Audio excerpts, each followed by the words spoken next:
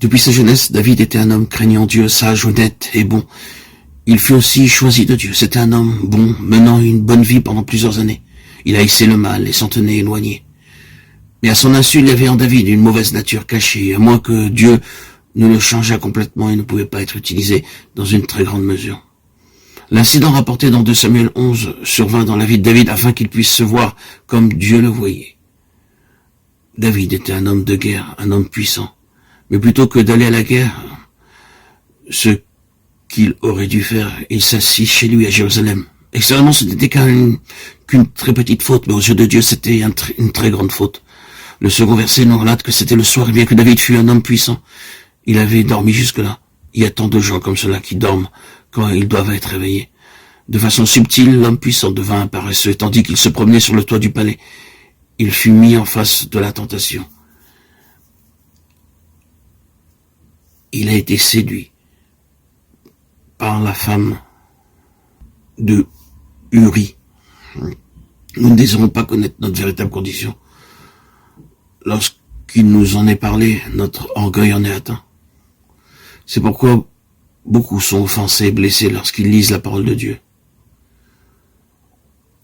Qui que nous soyons, quelle que soit notre apparence, nous sommes tous souillés et sales.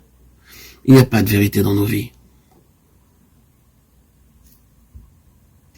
Il est écrit dans Matthieu 26, 41, « Veillez, priez afin que vous ne tombiez pas dans la tentation. » David a péché avec la femme de Uri, et pour cacher son péché, il dut imaginer des tas de moyens, des plans et des stratagèmes. Il dut chercher comment faire pour cacher le péché qu'il avait commis avec la femme de Uri. Il devint alors un hypocrite. Lorsqu'il s'aperçut que son péché allait être découvert, il fait chercher Uri, le mari de la femme. Lorsque Uri arriva, David le questionna au sujet de la guerre. Puis il dit, « Uri, tu es très fatigué, tu dois rentrer chez toi, prendre un bain chaud et te coucher. » Le cœur est tortueux par-dessus tout, et il est méchant. Qui peut le connaître? Jérémie 17, 9. Uri quitta alors le palais. À peine le quitta-t-il qu'un homme lui apporta plusieurs plats de la riche nourriture provenant de la table du roi. Combien le roi David était gentil envers Uri ce jour-là. Un péché en entraîne un deuxième, puis un troisième et un quatrième. Ce roi grand et sage devint un adultère de première classe, un séducteur, un hypocrite, puis un menteur. Tout cela pour cacher son péché. Quoi qu'il en soit, Uri n'alla pas dormir chez lui, mais à la porte du palais du roi. David alors le pressa de nouveau. « Uri, tu es encore fatigué, tu peux prendre quelques jours de repos. » Mais Uri n'alla pas chez lui. Alors que l'armée était sur le champ de bataille, il ne recherchait pas son confort personnel.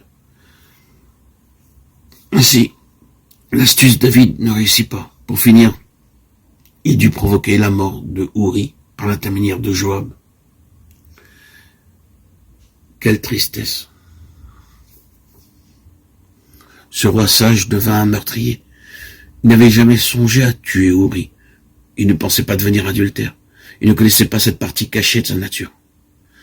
Ce n'est qu'avec la tentation qu'il connut la méchanceté de son cœur, que Dieu lui révéla quel était cet homme, David. Qui était-il? Nous sommes tous nés avec une nature pécheresse, et David n'a pris cette leçon qu'après son péché. Comme il le dit dans le psaume 51, « Voici, je suis né dans l'iniquité. » Avant que Dieu puisse utiliser David comme son vase élu, il dut le transformer, le changer, le purifier, le laver.